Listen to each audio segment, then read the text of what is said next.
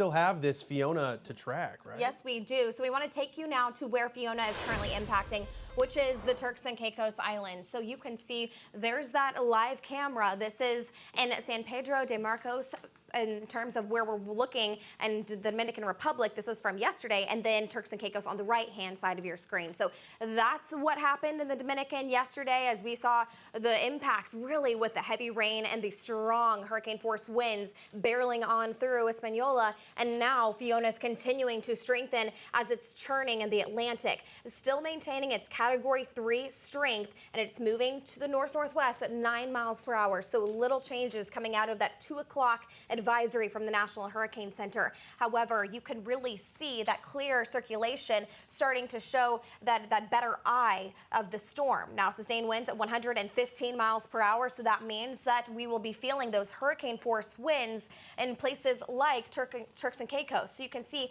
Coburn Town. This is on Grand Turk, and really that's where the biggest concerns have been so far this afternoon. Elsewhere, tropical storm warnings are in effect for locations like Crooked Island as well as Inagua Islands, and that's where we're watching for the next several hours to see those in terms of those impacts.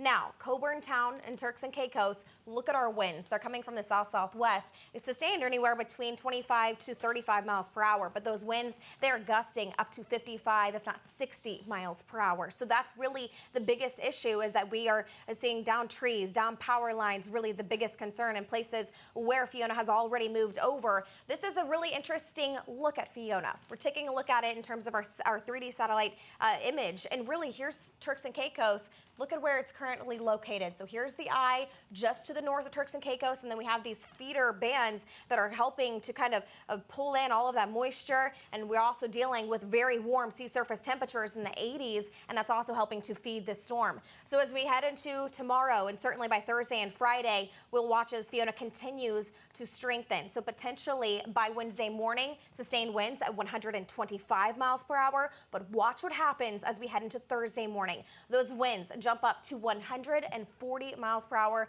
potentially. So this would be the peak intensity of Fiona as it makes its way closer and closer to Bermuda. This is the cone of uncertainty, and it does show that Bermuda lies just to the outside, really the eastern side of that forecasted track. However, it would be located in that northeasterly quadrant of the storm, so potentially we could be dealing with some major impacts in terms of the very large waves, as well as the big storm surge, and then also just the rip current risk even right along the eastern seaboard. Potentially, we'll be dealing with Fiona making its way into Canada by this weekend, so we have several more days to go with the impacts of Fiona. Stephen. I'm Amy Freeze. Welcome to Fox Weather's YouTube page. We have more great videos on the way, so make sure to subscribe to stay updated on all things weather.